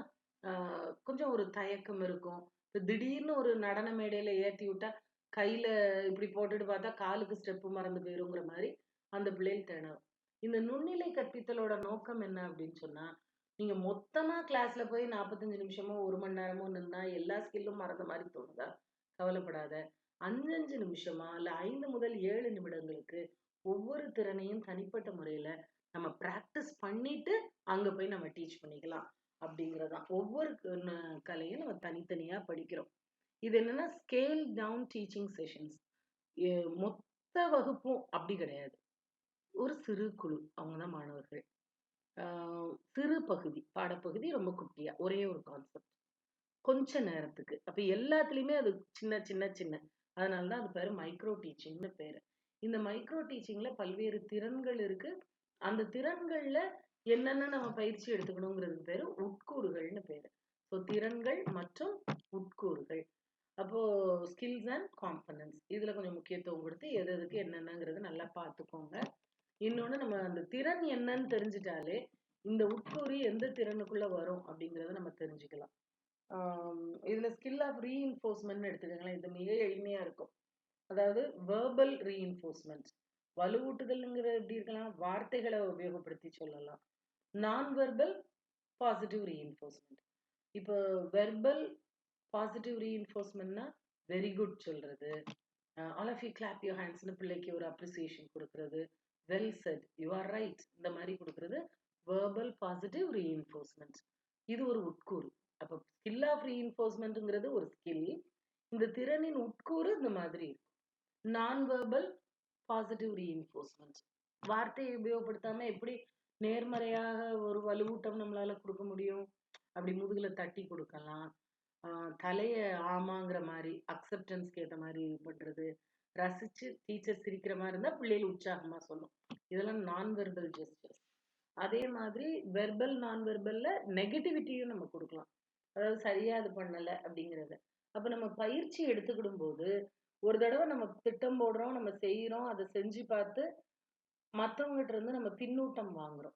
அவங்க என்ன சொல்றாங்க, நீ எவ்வளவு பாசிட்டிவா கொடுத்தியோ அதே அளவு நெகட்டிவும் கொடுக்குறியப்பா அப்படின்னா, இப்போ பாசிட்டிவ் ரீஇன்ஃபோர்ஸ்மெண்ட்டை அதிகப்படுத்தணும், நெகட்டிவ் ரீஇன்ஃபோர்ஸ்மெண்ட்டை கொஞ்சம் குறைச்சிக்கிடணும். அப்போ அதுல வெர்பல்லானா யூ ஆர் ராங் அப்படின்னு நேரடியா சொல்லியாச்சுன்னா அது வந்து நான் வெர்பல் நெகட்டிவ் ரீஇன்ஃபோர்ஸ்மெண்ட். அதே நேரம் ஒரு அதிருப்திய முகத்துல வெளிப்படுத்துறீங்க, முறைக்கிற மாதிரி நீங்க காட்டுறீங்க, சிட் டவுன் கையை அசைச்சிட்டே போறீங்க அவங்க ஆன்சர் பண்ணும்போது, இதெல்லாம் என்னதுன்னா நான் வெர்பல் நெகட்டிவ் ரீஇன்ஃபோர்ஸ்மெண்ட். அதே மாதிரி writing the students answer on the black board. இப்போ கிளாஸ்ல ஒரு கிராமர் நடத்துறீங்க, ஒரு பேர் சொல்லுன்னு தான் பிள்ளைகிட்ட கேட்டிருப்பீங்க. எக்ஸாம்பிள் எழுதும்போது அந்த சென்டென்ஸ்ல எழுதுறதுக்கு ஒரு பேர் உங்களுக்கு தேவைப்பட்டிருக்கும், பிள்ளைகிட்ட கேட்டிருப்பீங்க. அந்த பர்டிகுலர் கிராமர் மேல பிள்ளைகளுக்கு ஒரு தனி பிரியமே வந்துடும், மறக்கவே செய்யாது. அதுக்கு காரணம் என்ன அப்படின்னா தன்னுடைய பங்களிப்பும் இருக்கு இல்லையா? நான் சொன்னதுதான் மிஸ் இன்னைக்கு போர்ட்லயே எழுதி போட்டாங்க அந்த எக்ஸாம்பிள்ங்கும் போது பிள்ளைகளுக்கு இன்னும் அது ஒரு வலுவூட்டலா இருக்கும். இந்த மாதிரி வலுவூட்டல்ல பல விதமான வகைகள் இருக்கிறதுக்கு வாய்ப்பு இருக்குது. இதே போல ஒவ்வொன்றுலையுமே அப்படின்னா குரலை ஏற்றி இறக்குறது ஒரே வார்த்தை தான், நம்ம சொல்ற விதத்துல அதோடைய பொருளே மாறிடும் இல்லையா? அதுதான் ஸ்கில் ஆஃப் ஸ்டிமுலஸ் வேரியேஷன். ஸ்டிமுலஸ்ங்கிறது உங்களுக்கு தெரியும், தூண்டல். தூண்டல் மாறுபாடு. அப்ப என்னன்னா போர்டை பார்த்துட்டு இருந்த பிள்ளைய குளோபை பாரு, மேப்பை பாருன்னு நம்ம சொல்றோம். கேட்டுக்கிட்டு இருந்த பிள்ளைய இதை பார்க்க சொல்லி சொல்றோம்.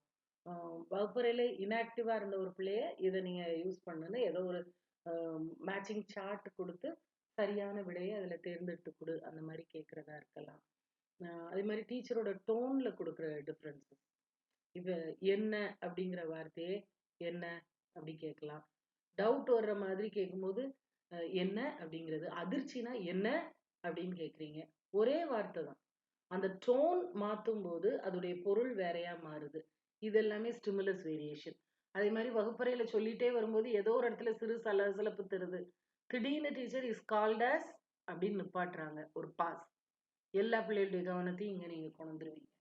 அதே மாதிரி ஆசிரியர் ஒரே இடத்துல இல்லாம நடந்துட்டே இருக்கிறது, மாணவர்களுக்கு அருகில போறது, பிளாக் போர்டு கிட்ட போறது, இது எல்லாமே மாணவர்களை வகுப்பறையில என்கேஜா வச்சிருக்கிறதுக்கு உதவும்.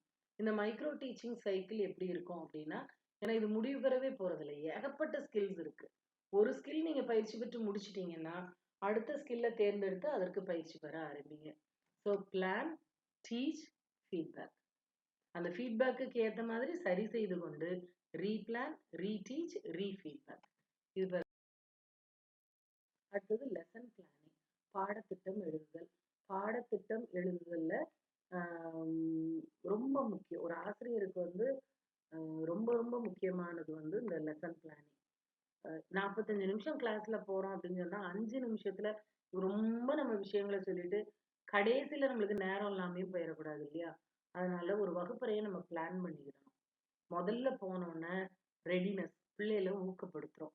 அதுக்கப்புறம் பாடத்தை அறிமுகப்படுத்துறோம். அப்புறம் விளக்கம் கொடுக்குறோம். பிளாக் போர்டு ஒர்க்குக்கு எவ்வளோ நேரம் ஒதுக்குறோம், மாணவர்களை செய்யற செய்முறைக்கு எவ்வளவு நேரம் கொடுக்க போறோம், கடைசியில எல்லாத்துக்குமான உதாரணங்கள் கொடுக்குறீங்க. இன்னைக்கு முழுக்க என்ன படிச்சோம் அப்படிங்கிறத வகுப்பு முடியறதுக்கு முன்னால ஒரு 5 நிமிஷம் தொகுத்து கூறுறீங்க. நாளைக்கு என்ன படிச்சுட்டு வரணும்னு மாணவர்களுக்கு ஒரு வீட்டு பாடம் செய்முறை, ஒரு எக்ஸசைஸ் கொடுக்குறீங்க. இது எல்லாத்துக்குமே கிளாஸ் டைம்ல இதுக்கு 5 நிமிஷம், இதுக்கு 10 நிமிஷம், இதுக்கு 20 நிமிஷம் சரியான திட்டமிடலோட போகும்போது வகுப்பறை மிக வெற்றிகரமானதாக அமையும். அதனால லெசன் பிளானிங்கிறது எப்படின்னா, கிட்டத்தட்ட வீடு கட்டணும் அப்படின்னு சொன்னா அஸ்திவாரம் எவ்வளவு ஆழத்துல போடணும், ரூம் எவ்வளோ உயரத்துல வைக்கிறோம், எவ்வளவு அகலம் எவ்வளவு நீளம்னு ஒரு ப்ளூ பிரிண்ட் ரெடி பண்ணுவோம் இல்லையா? அது இல்லாம கட்டுமானம் ஆரம்பிச்சோம்னா அது வந்து சக்சஸ்ஃபுல்லா வரும்னு சொல்ல முடியாது. இந்த சேம் வே நோக்கத்தை தெளிவுபடுத்தி என்ன முறைமையில என்னதை நடத்த போற, என்னென்ன துணை கருவிகளை உபயோகப்படுத்த போற, மாணவர்களுடைய பங்களிப்பு என்னென்ன, அவர்கள் கற்றது புரிஞ்சுக்கிட்டா இல்லையாங்கிற தெரியறதுக்கான கேள்விகள், இது அனைத்தையும் உள்ளடக்கியதாக அமைவதுதான் ஒரு பாடத்திட்டமாக இருக்கும். இந்த பாடத்திட்டத்தை எழுதுறதுலயும் பலவிதமான அமைப்புகள் இருக்கு. இப்ப நீங்க ஏபிஎல் அல்லது ஏஎல்எம் இந்த மாதிரி எல்லாம் இப்போ நவீன முறைகள் வந்திருக்கு. ஆரம்ப காலத்தில் உள்ள ட்ரெடிஷ்னல் மெத்தடுக்கு பேரு ஹெர்பாஷியன் ஸ்டெப்ஸ். இந்த ஹெர்பாஷியன் ஸ்டெப்ஸ்ல எப்படின்னா, முதல்ல நம்ம வந்து ஜென்ரல் அப்ஜெக்டிவ்ஸ், ஸ்பெசிபிக் அப்ஜெக்டிவ்ஸ், பொது நோக்கங்கள், சிறப்பு நோக்கங்கள் எழுதிடுவோம். அதுக்கப்புறம் நம்ம கற்றல்ல வந்து முதல்ல மாணவர்களை ஊக்கப்படுத்தணும், அறிமுகப்படுத்தணும், எக்ஸ்பிளைன் பண்ணணும், எக்ஸாம்பிள் கொடுக்கணும், பிளாக் போர்டு ஒர்க். அதுக்கப்புறம் நம்ம இடையிடையே புரிஞ்சுதாங்கிறதுக்கான எவாலுவேஷன் கொஸ்டின்ஸ், அதுக்கப்புறம் ரீகேபிட்டுலேஷன் தொகுத்து கூறுதல், அதுக்கப்புறம் அதுக்கான அசைன்மெண்ட். இது அனைத்தையும் நம்ம கொடுக்கறது தான் traditional method or Herbartian step. Bloom's taxonomy, Benjamin ப்ளூமுடைய வகைப்பாட்டியல் என்ன சொல்லுது அப்படின்னு சொன்னா, நம்மளுக்கு அடிப்படையில நம்ம அன்னைக்கு 3H 3Hன்னு பார்த்தோம் இல்லையா? ஹெட், ஹார்ட், தென் ஹேண்ட். இந்த மூணும் இன்னும் கரெக்டா அவரோட டெக்னிக்கல் டேர்ம்ஸ்ல சொன்னோம்னா cognitive, affirmative and also affective, cognitive, affective and psychomotor. இந்த 3 புலம் இதை வளப்படுத்தக்கூடியதாக நம்ம கற்றல் அமையணும். நாங்க இப்போ வந்து ப்ளூம்ஸ் டாக்ஸானமியோட ரிவைஸ்டு வெர்ஷன் இருக்கு. ரிவைஸ்டு வெர்ஷன்ல 6 நிலைகள்ல சொல்றாங்க. அது சின்ன குழந்தைங்களுக்கு கற்றுக் கொடுக்கும்போது நம்ம முதல் 2 நிலைகள் கொடுத்தா போதும். ஆனா பிள்ளைகள் வளர வளர இன்னும் உயர்கல்வி நீங்க போகும்போது கண்டிப்பா பிள்ளைகளுக்கு அந்த 4, 5, 6 அந்த நிலைகள்ல அவங்களுடைய கற்றல் இருக்கணும். அதுக்கான ஆக்ஷன் வேர்ப்ஸை யூஸ் பண்ணணும் அப்படின்னு சொல்லி அது ரிவைஸ்டு மறுசீரமைக்கப்பட்ட ப்ளூம்ஸ் டாக்ஸானமின்னு பேரு. இதுல வந்து L1, அதாவது லெவல் 1, லெவல் 2, லெவல் 3, இப்படி லெவல் 6 வரைக்கும் இருக்கு. லெவல் 1 என்ன சொல்லுது? ரீகால், எந்த ஆண்டு, யார் சொன்னா, இந்த மாதிரி நினைவுல இருந்து நீங்க எடுக்கக்கூடியது, ரீகால் ஆர் ரெகக்னிஷன் டைம், இதெல்லாம் L1. புரிந்து நீங்க எக்ஸ்பிளைன் பண்றீங்க, அந்த மாதிரி அண்டர்ஸ்டாண்டிங் அளவிடுறது வந்து L2. அப்ளிகேஷன் பேஸ்ட், பிரதியிடுவதற்கு இந்த ஃபார்முலாவை எதில் போடலாம், இதுக்கு என்ன எக்ஸாம்பிள், இதை எப்படி அப்ளை பண்ணலாம், இந்த மெத்தட்ஸ் எல்லாமே என்னது? L3. L4ங்கிறது அனலைஸ், கம்பேரிசன், டிஃப்ரென்ஷியேட், இதெல்லாமே அனலைஸ், இதெல்லாமே L4. L5 வந்து என்னன்னா evaluate or justify your statement, நியாயப்படுத்துக, மதிப்பீடு செய்க. இந்த மாதிரி நம்மளா யோசித்து நான் தர்க்க ரீதியா சில விஷயங்களை கொடுப்போம் இல்லையா? இதெல்லாம் L5 உயர்நிலை கற்றல் நிலைகளாக இருக்கும். அதே போல L6 அப்படிங்கிறது கிரியேட்டிவ் கொஸ்டின்ஸ்ங்கிறாங்க இல்லையா? சஜஸ்ட் வே, கிரியேட், ஃப்ரேம், டிசைன், இந்த மாதிரி கொடுக்கறது. இந்த மாதிரி லெசன் பிளான்.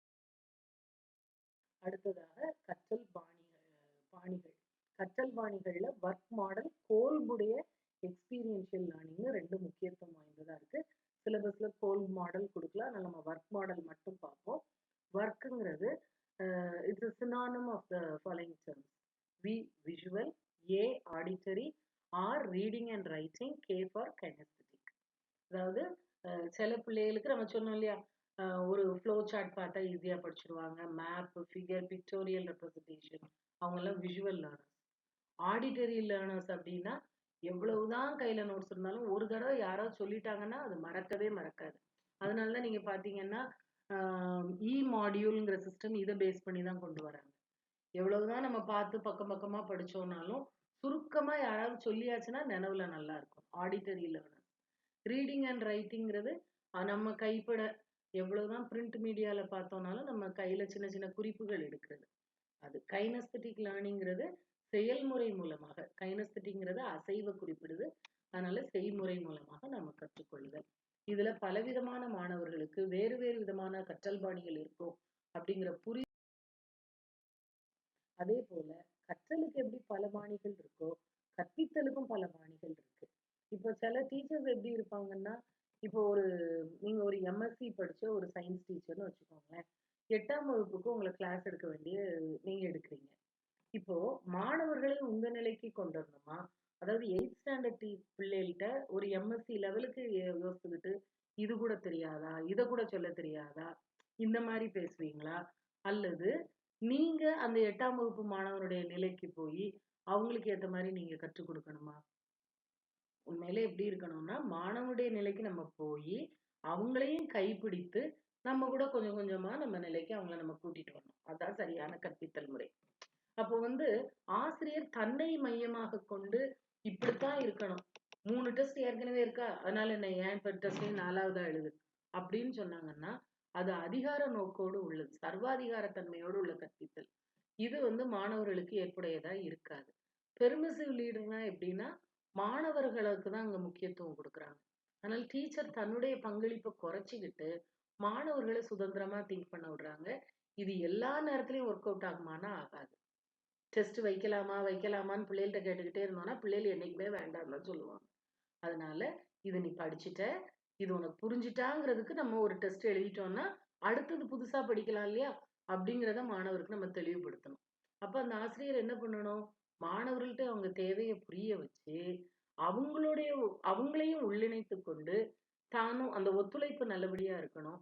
ஜனநாயக தலைமைங்கிற மாதிரி ஜனநாயக முறையில வகுப்பறையில எல்லாத்தையும் செய்யும்போது இன்னும் வகுப்பறையில இதுல ஆசிரியர் முக்கியமா மாணவர் முக்கியமான இதுல என்ன 2 பேருமே தான் முக்கியம் அப்படிங்கிற மாதிரி ஒரு சமன்படுத்தப்பட்ட பேலன்ஸ் அண்ட் பார்ட்டிசிபேட்டரினா மாணவனுடைய பங்களிப்பும் இருக்கும், ஆசிரியருடைய பங்களிப்பும் இருக்கும்.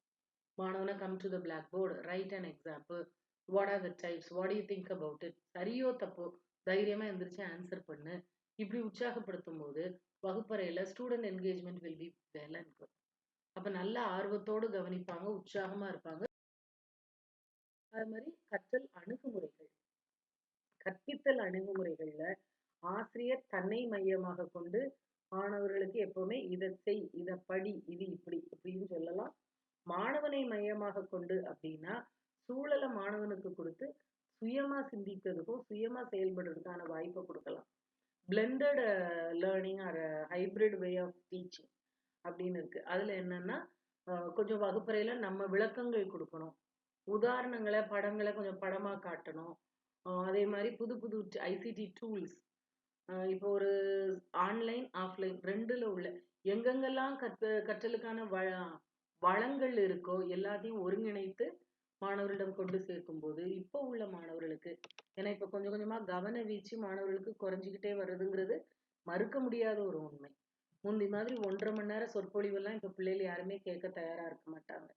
எல்லாம் ஷார்ட்ஸ் ரீல் பாக்குற இந்த புதிய தலைமுறை இவங்களுக்கு பல்வேறு விதமான கற்றல் உபகரணங்களை ஒருங்கிணைத்து நம்ம கற்றுக் கொடுக்கும் போதுதான் கொஞ்சம் பாரு, கொஞ்சம் கேளு, கொஞ்சம் இது பண்ணு, இந்த மாதிரி ஒரு வெரைட்டியா கொடுக்கும்போது பிள்ளைகள் அதுதான் பிளெண்டட் எல்லாமே சேர்ந்து இணைத்த ஒரு கல்வி முறை. அவங்கள அவுட்கம் பேஸ்ட் எஜுகேஷன், கற்றல் எதுக்காக நோக்கம் சொல்றோம் இல்லையா, அந்த என்ன நோக்கத்துக்காக என்ன வெளிக்கொணர்தல் நீங்க எதிர்பார்க்குறீங்களோ அதை நோக்கி உங்களுடைய கற்றலை நீங்கள் திட்டமிடணும்.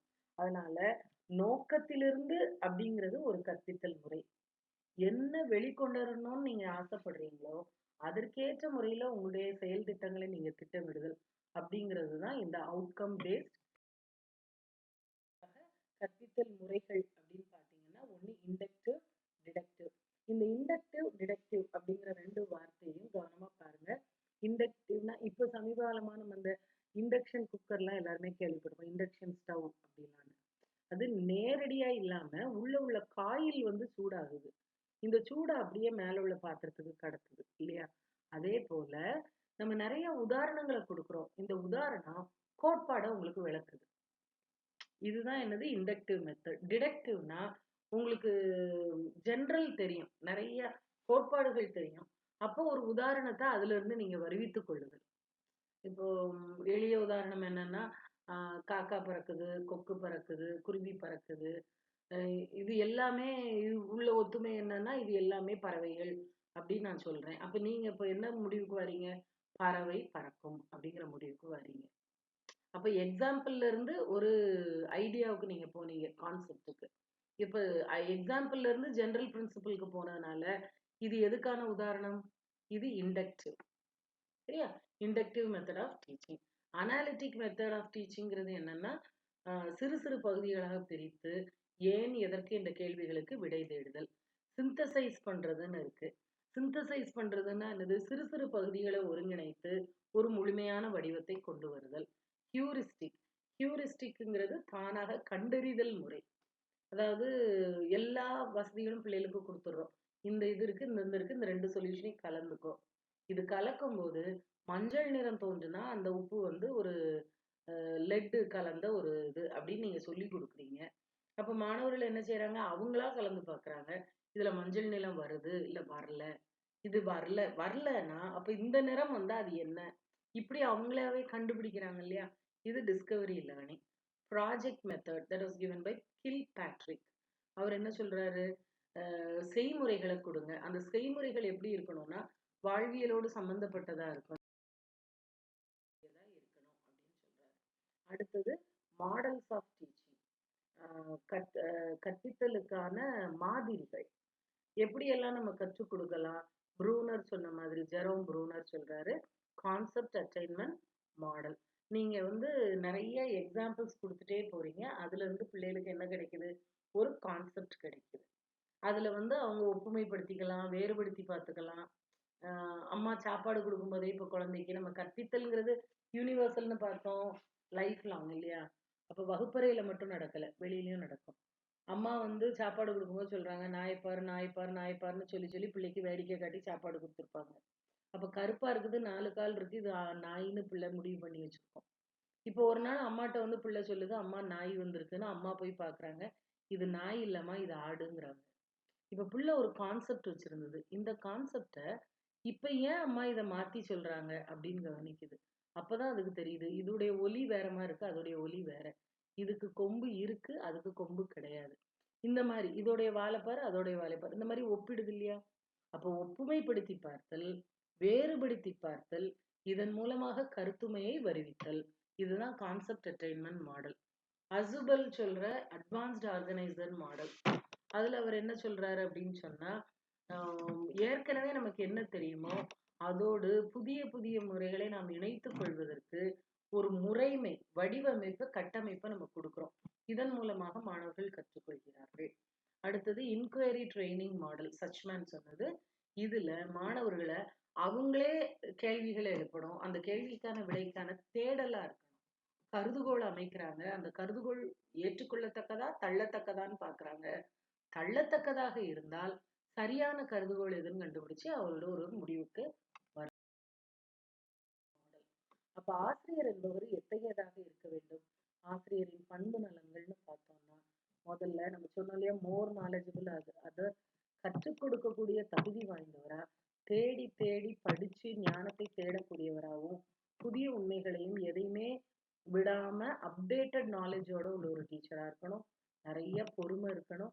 பிறருடைய சூழலை புரிந்து கொள்ளக்கூடிய பச்சாதமும் பரிவும் உள்ளவங்களா இருக்கணும். நியாயமா நடக்கக்கூடியவங்களா இருக்கணும். பிறரை ஊக்கப்படுத்தக்கூடியவங்களா இருக்கணும். எதையுமே கேட்டா அப்படியே நம்பிராம அப்பொருளின் மெய்ப்பொருள் காணக்கூடியவங்களா இருக்கணும். அதே போல தன்னை தகவமைத்துக் கொள்ளக்கூடியவர்களாக. அதுலயும் ஆசிரியர்களுக்கு அது ரொம்ப தேவை. நீங்க நம்ம சயின்ஸ்ல எல்லாம் நம்ம படிச்சிருப்போங்க, தகவமைப்புத்தல் அப்படிங்கிறது. வாளோட இருந்த மனுஷன் வந்து நிலத்துல வாழ ஆரம்பிச்சான், வால் தேவை இல்லாம போச்சு. இந்த மாற்றம் வர்றதுக்கு எத்தனையோ 1000 ஆண்டுகள், மில்லியன் ஆண்டுகள் ஆச்சுன்னா நம்ம சயின்ஸ்ல படிப்போம், ஒவ்வொரு மாற்றமும் வர்றதுக்கு. ஆனா டீச்சர்ஸ்க்கு அதுக்கான காலகட்டம் எப்பவுமே கிடையாது. திடீர்னு கொரோனானாங்க, 21 நாள் மூடுனாங்க. அடுத்து ஒரு 10 நாள் நாங்க எல்லாரும் ஆன்லைன்ல பாடம் நடத்துங்கன்ட்டாங்க. பிள்ளைகள் வருவாங்க, பாடம் சொல்லி கொடுங்க, இதான் வகுப்பறைனாங்க. திடீர்னு இல்லம் தேடி கல்வி போகணும், நீங்க பிள்ளைகளை தேடி போங்கங்கிறாங்க. எல்லா மாற்றங்களுக்கும் கொடுக்கப்படுற காலகட்டம் எவ்வளவு? சில நாட்கள், சில தினங்கள் மட்டுமே. ஆனா ஆசிரியர்கள் அதுக்கு எப்படி அடாப்டபிளா நம்ம போயிட்டு இருக்கோம் பாருங்க. தன்னை மாற்றிக்கொள்றோம் அதுக்கு ஏத்த மாதிரி. புதிய புதிய கல்வி முறைகள் வரும்போது அதுக்கு நம்மளை தயார்படுத்திக்கிட்டே வரோம். அப்படி இருந்தாதான் அது ஒரு ஆசிரியர். அதே போல ஒரு ஆசிரியர் வந்து வெறும் விஷயத்தை மட்டும் கொடுக்குறவங்களா இல்லாம நல்ல மொழித்திறனோடு ஒழுக்கம் சார்ந்தவங்களா இருக்கணும். ஏன்னா பிள்ளைகள் வந்து நம்மளை எப்படி நினைப்பாங்க அப்படின்னு சொன்னா நம்மள ஒரு ரோல் மாடலா தான் பாக்குறாங்க. அதனால நம்ம சொல்றது மட்டும் நியாயமா சொல்லிட்டு செயல்முறையில அதை காட்டலைன்னா அதுல எந்த பலனும் இல்லை. ஒரு மாணவனை நல்லா ஒரு கம்பை வச்சு கையில நல்லா ஓங்கி ஓங்கி அடிச்சுட்டு காந்தி என்ன போதித்தார் காந்தி என்ன போதித்தார்னா பிள்ளை அழுதுகிட்டே அஹிம்சை அஹிம்சைங்குது. நீங்க அடிச்சுக்கிட்டு அஹிம்சைன்னு சொன்னீங்கன்னா பிள்ளைக்கு அந்த கருத்து எப்படி மனசுல ஏறும்? ஏறாது. அதனால we must be role models இருக்கணும். ஆசிரியர் சுய சிந்தனை உள்ளவங்களா இருக்கணும்.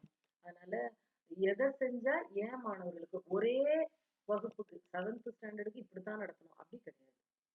உங்களுடைய மாணவர்களுக்கு முன்னறிவு எவ்வளவு இருக்கு, உங்களுடைய உள்ள மாணவர்களுடைய தேவை என்னென்ன, ரூரலா அர்பனா அவங்களுடைய நாலேஜ் லெவல் எப்படி, அதுக்கேத்த மாதிரி உங்களுடைய பாடத்தை திட்டமிடல் இருக்கணும். எந்த மெத்தட் எடுக்கணும், இவங்களுக்கு ரீகால் ரெகக்னைஸ் டைப்ல கேட்கணுமா இல்லைன்னா கிரியேட்டிவ் டைப்ல கேட்கணுமா, இதெல்லாம் நீங்க முடிவு பண்றதுக்கான ஒரு சுதந்திரம், அட்டானமி, தன்னாட்சி, தானாக முடிவெடுக்கக்கூடிய ஒரு திறன் ஆசிரியருக்கு இருக்கணும். அடுத்தது ஆசிரியர் எப்பவுமே தன்னுடைய பொறுப்புணர்வை உணர்ந்தவராக இருக்க வேண்டும். ஏன்னா தரமான ஒரு கல்வி அப்படிங்கிறது சிறப்பான ஒரு ஆசிரியருடைய செயல்முறைகள் மூலமா மட்டும்தான் கிடைக்கும். ஏன்னா எப்பவுமே பாருங்க, எந்த ஒரு விஷயம் வீணா போனாலும் அது ஏதோ ஒரு வகையில நீங்க ரீப்ளேஸ் பண்ணிடலாம் அப்படிங்கிற ஒரு இது இருக்கும். இப்போ இன்னொருத்தருடைய 100 ரூபாய் நோட்டு உங்க கையில இருக்கு அப்படின்னா அதை நீங்க ரொம்ப கவனமா பார்த்துப்பீங்க. ஏன்னா என்னோட 100 ரூபாங்கிறத விட அடுத்தவரோட 100 ரூபாங்கிறது பண மதிப்பு மட்டுமல்ல, அதுல வந்து உங்களுடைய நாணயம் உங்களுடைய நேர்மை சம்பந்தப்பட்ட விஷயம் இருக்கு அப்படிங்கறதுதான் உண்மை. அதனாலதான் அதுக்கு எக்ஸ்ட்ரா கவனம் கொடுப்பீங்க. ஆனா இந்த நோட்டு தொலைஞ்சு போயிட்டா கூட நீங்க வேற ஒரு 2 50 ரூபா நோட்டு கொடுத்தாலும் அவங்க வாங்கிக்க தான் போறாங்க. அதனால ஒரு ரீப்ளேஸ் பண்ணக்கூடிய பணத்துக்கு நம்ம இவ்வளவு முக்கியத்துவம் கொடுக்குறோம், பொறுப்போடு இருக்கணும்னு நினைக்கிறோம். ஆனா வகுப்பறையில 1 மணி நேரம் நீங்க மாணவர்களை போய் பார்த்துட்டு வர்றீங்கன்னா அவங்களுக்கு வந்து எந்த பலனும் புதுசா ஒரு விஷயத்த கத்துக்காம, நம்ம முதல் ஸ்லைட்ல சொன்ன மாதிரி நடத்தை மாற்றம், ஒரு மாற்றத்தை வருவிக்காம என்ட்ரி பிஹேவியருக்கும் எக்ஸிட் பிஹேவியருக்கும் ஒரு சேஞ்சே இல்லாம நீங்க நேரத்தை போக்கிட்டு வந்துட்டீங்கன்னா அந்த நேரத்தை உங்களால ரீப்ளேஸ் பண்ணவே முடியாது. உங்க வகுப்பறையில ஒரு 30 மாணவர்கள் இருக்காங்கன்னு வச்சுக்கோங்க. நீங்க 1 மணி நேரத்தை வீணாக்கிட்டு வெளியில வந்துட்டீங்க அப்படின்னு சொன்னா ஒரு நன்னெறியோ ஒரு ஒழுக்கதோ ஒரு உலகியலோ அல்லது ஒரு பாடத்துல உள்ள புது விஷயமோ நீங்க கத்துக் கொடுக்காம வந்துட்டீங்கன்னா நீங்க வீணாக்கியது எவ்வளவு நேரம்? 30 மாணவர்கள். இது 1 மணி நேரம் இல்ல, 30 பேரோட 1 மணி நேரம். இதுக்கு நம்ம கண்டிப்பா சரி பண்ணவே முடியாது. பணத்தை மாதிரி நம்ம எங்க இருந்தோ கொடுத்துடலாம் அப்படின்னா நம்மளால முடியவே முடியாது. வீணாக்கின நேரம் வீணானதுதான். அதுக்கு நம்ம என்னைக்கு இருந்தாலும் நம்ம பதில் சொல்லியே தீரணும். இதான் அக்கௌண்டபிலிட்டி. அந்த பொறுப்புணர்வு எனக்கு இருக்கணும். இன்னும் சொல்ல போனா 30 மாணவர்களின் ஒரு மணி நேரம், அதனால அது 30 மணி நேரம்னு சொல்றது கூட தப்புதான். அதோட என்னுடைய 1 மணி நேரமும் சேர்க்கணும் இல்லையா? நம்ம ஆசிரியரின் 1 மணி நேரமும் சேர்த்தீங்கன்னா 31 மணி நேரத்தை நீங்க வாழ்க்கையில வீணாக்கிடுறீங்க. இது எவ்வளவு பெரிய குற்றமா இருக்கும். இதுதான் அக்கௌண்டபிலிட்டி. மாணவர்களுக்கும் அவனுடைய பெற்றோருக்கும் சமூகத்திற்கும் கல்விங்கிற முறைமைக்கும் நான் கடமைப்பட்டவனாக இருக்கணும். இன்னொன்னு அது நமக்கு தர்ற ஆத்ம திருப்திக்காக நம்ம உழைக்கணும். அதையும் யோசித்து நம்ம செயல்படும் போது இருக்கும். ஆகவே இந்த தேர்வு என்பது உங்களுடைய இந்த தேர்வின் வெற்றிக்காக மட்டும் நம்ம தயாராகல. வாழ்வியல் சார்ந்து உங்களுக்கு பல வெற்றிகள் அடுக்கடுக்காக வரட்டும். அதற்கான ஆரம்ப நிலையாக இது இருக்கட்டும். இந்த PGTRB examination let it be a new beginning. இன்னும் பல வெற்றிகள் உங்களுக்கு தொடரட்டும். நன்றி.